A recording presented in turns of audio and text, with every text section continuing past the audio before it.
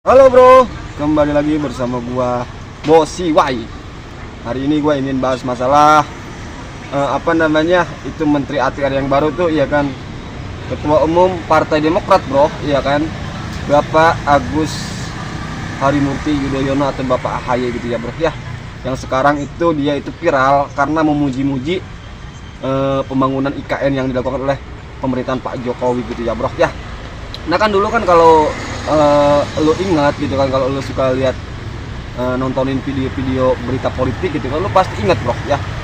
Dulu itu sekitaran 8 bulan lalu gitu kan, itu Bapak Agus Harimurti Yudhoyono bro ya, itu pernah mengkritik pembangunan IKN gitu ya bro ya, karena dianggap nggak nyambung gitu kan, atau dia juga mempertanyakan gitu kan urgennya apa gitu kan, padahal Indonesia pada saat itu ekonominya lagi anjlok bro ya, ekonominya lagi buruk gitu kan, dan itu juga hingga hari ini gitu kan itu tetap masih buruk bro ya, karena hari ini harga beras semakin tinggi gitu kan harganya kan, dan itu dulu pernah diucapkan oleh Bapak Menteri Agus Harimurti Yudhoyono bro ya, bahwa Bapak AHY gitu kan dulu pernah mengkritik pembangunan IKN bro ya. Nah lalu pertanyaan, kenapa sekarang dia memuji? Kan begitu bro ya. Bosi Wai sih nggak mau gitu kan sebut dia sebagai penjilat, munafikun gitu kan, nggak mau bro. Takut diteluh bro ya. Karena dulu pernah Bosi Wai itu baca berita gitu kan, itu ada kadarnya tuh mau kirim santet ya kan kepada Bapak Muldoko waktu rame rebutan partai itu ya kan, yang Partai Demokrat mau diambil alih sama kubu Muldoko gitu kan, dan Bapak Muldoko ini pernah diancam mau disantet gitu kan sama kader Partai Demokrat. Dan Bosi Wai juga hari ini ya nggak bisa bilang Bapak AHY sebagai penjilat atau kacang lupa kulitnya, atau dia menjilat udah sendiri, atau ya munafik segala macam gitu kan, nggak berani bro ya, takut disantet. Oke bro, dan kita tonton video Bapak AHY yang pernah mengkritik pembangunan ibu kota Nusantara bro. Oke bro, dah. Lompat tadi masalah IKN ya. IKN.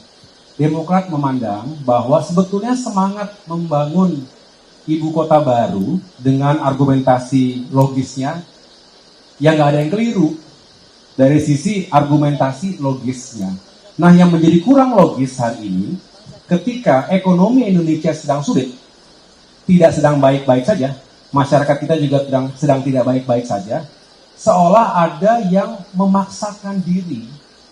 Tadi fiskal kita udah makin sempit, utang kita makin besar, investasi juga tidak mengalir deras seperti yang diharapkan, karena masing-masing negara, masing-masing investor juga sedang mengukur diri. Jangan sampai investasi di Indonesia untuk proyek yang luar biasa besarnya, tapi prospeknya belum jelas, karena tahu juga berapa kemampuan Indonesia saat ini.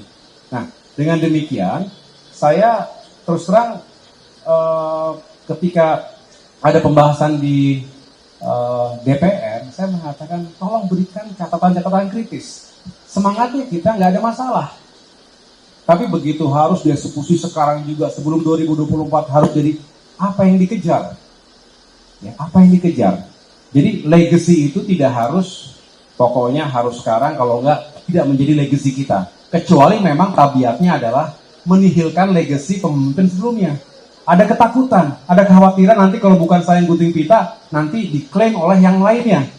Tapi bukan itu permasalahan kita. Ini ada masalah rakyat, masalah ekonomi rakyat yang perlu dicari solusinya. Jangan didahulukan proyek-proyek yang luar biasa menyita anggaran negara kita. Saya khawatir nanti itu nggak jadi, nggak sukses, rakyat kita menderita.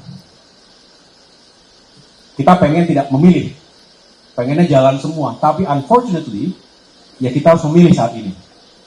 Disitulah mengapa kita ingin dorong pertumbuhan semakin besar, kue ekonomi makin besar, makin bisa banyak yang dibagi, termasuk untuk infrastruktur, termasuk buat IKN, tapi juga untuk kesejahteraan rakyat, pendidikan, kesehatan, dan pengurangan kemiskinan.